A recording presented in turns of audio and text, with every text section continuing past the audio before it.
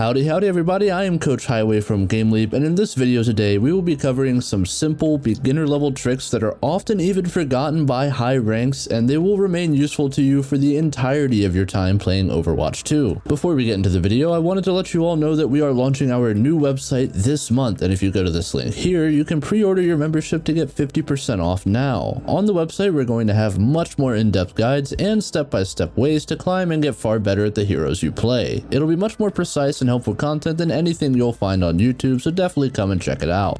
And with all of that out of the way, let's get on to the first tip on the list. Number 1, check the scoreboard often. Frequently, I see new players only look at the scoreboard menu in order to flame their teammates about how terrible they are. They tend to then neglect all of the helpful information that they can find there. If you look, you can see the enemy picks after just a few seconds into the round, which can clue you into enemy flankers. You can also see all of your teammates' ult charge, which can help you plan out fights when you get the game sense for it, and you can see who is actively respawning and when they are respawning. This is useful for knowing which team fights are winnable, as well as when to look for someone returning to the fight. You can catch them off guard and send them right back to the respawn room once you get an easy pick on them, especially since players tend to use their cooldowns to get back to the fight quicker. On to tip number 2, watch the kill feed or use the new sound settings in game. The kill feed provides helpful information quickly as well, allowing you to know precisely when someone dies and who they are, which with some simple counting math allows you to keep track of which team has the advantage without needing to read through the scoreboard. This can be especially helpful when you're in the middle of a really intense team fight, or when you are doing something which requires the majority of your attention, such as holding an angle on Widowmaker. In Overwatch 2, one of the more helpful additions to the sound menu is actually a little section that allows you to play a sound when someone on your team is eliminated or when someone on the enemy team is eliminated, which kind of helps you keep track without needing to use your vision. Okay, tip number 3, and this is a very overlooked one. Watch your teammates' health on all roles. Supports obviously need to pay attention to their team health because they need to know who actively needs healing, but other roles can benefit greatly from doing this as well. A player with low HP is unlikely to push into the enemy team and apply pressure. Instead, they will probably be hiding or waiting to get some health back. Knowing which teammates have low HP and when they have low HP will help you determine whether or not you are able to push and get some actual help from your team. If your Ana is only 1 HP, she'll probably be hiding around a corner and waiting for her passive HP to regen, and thus not be able to easily heal you as you walk into the enemy. Or if your tank is taking a lot of damage, they're probably going to be backing up soon, which is important to know on DPS so that you can back up alongside them and not get caught out of position. That's all for tip number 3, and before we move on to tip number 4,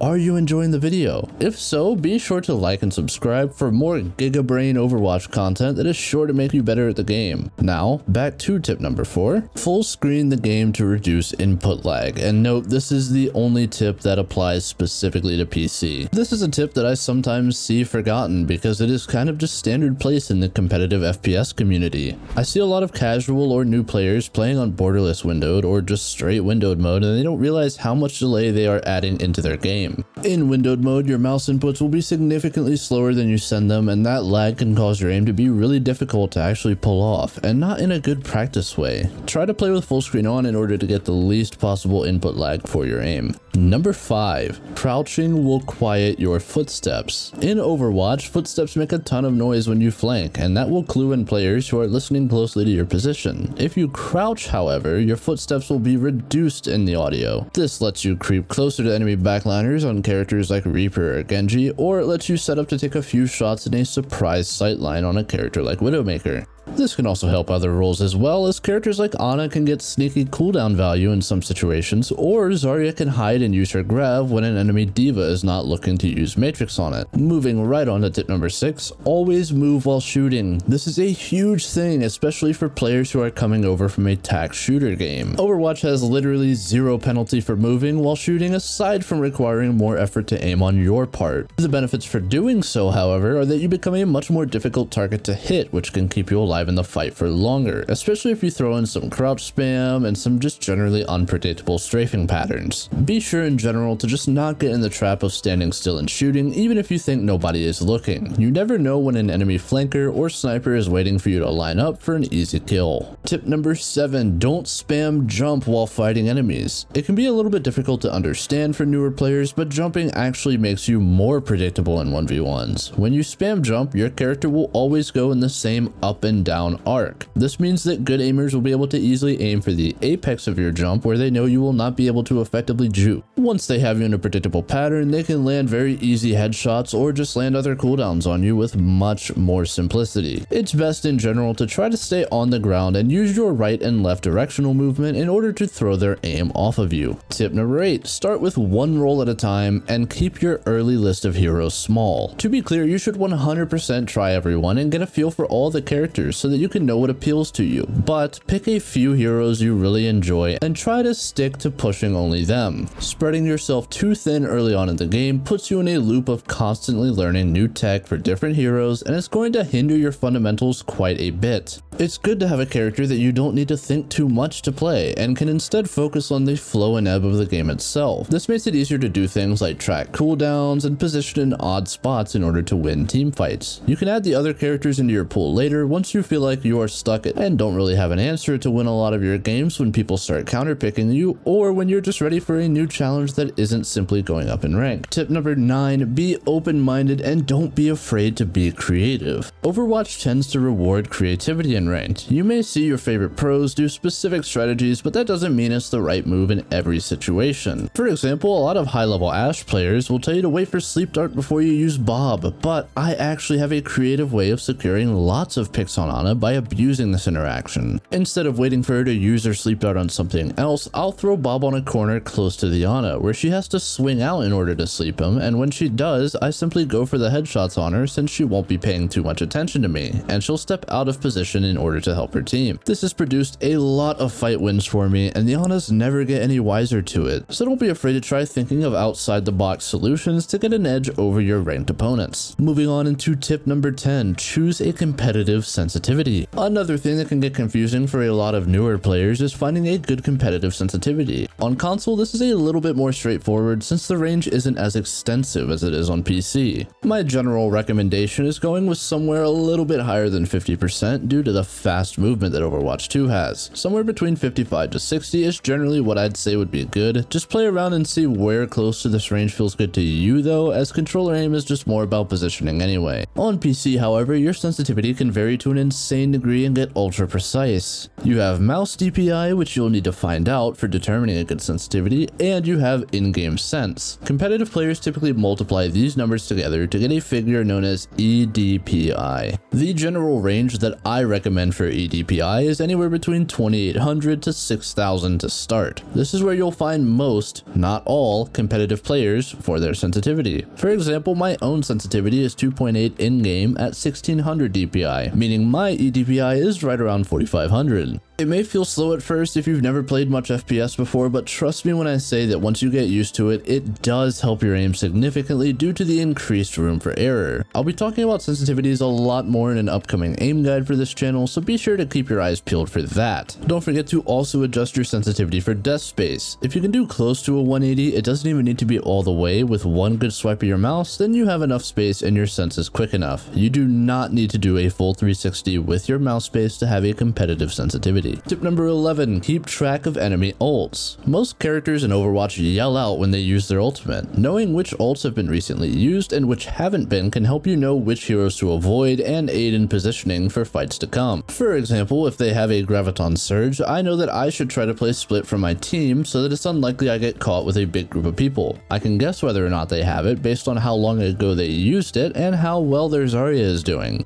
It's in general not an exact science, but it is 100% more useful than not knowing at all. You can also use ult knowledge to make your own ultimates better, such as using Dragon Blade when you know they just use Transcendence or Sound Barrier. Okay, the final tip on this list, and if you've seen the common mistakes video, this should sound very familiar to you, is don't tilt Q. The reason this is being included again is because it's actually a super important tip to keep in mind. Tilt queuing more or less ensures you're not going to be playing at your best, and it can cause more losses, which will compile into more tilt queuing. Don't be afraid to take a step back, take a breather, and do something simple that you enjoy to reset your mental for the next game. Constantly trying to queue out of your losses is a great way to end up deranking really badly. That's all for today's video. I hope you got some really solid information out of this and continue to love Overwatch 2. It's been really just super nice to see so many new faces, and I can't wait to see you all again very soon. Take care and peace.